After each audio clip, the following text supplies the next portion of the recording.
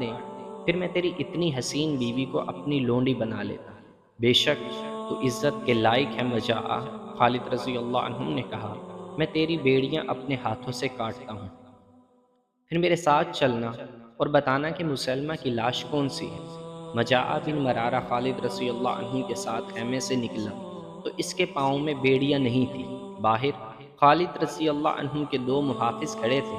خالد رضی اللہ عنہ کے لیے ان کے دو محافظ دستے کو پتہ چلا کسی پسالار کسی اور طرف نکل گئے ہیں، تو دو محافظ ان کی تلاش میں ادھر ادھر گھوم پھر کر ان کی خیمہ گاہ تک جا پہنچے۔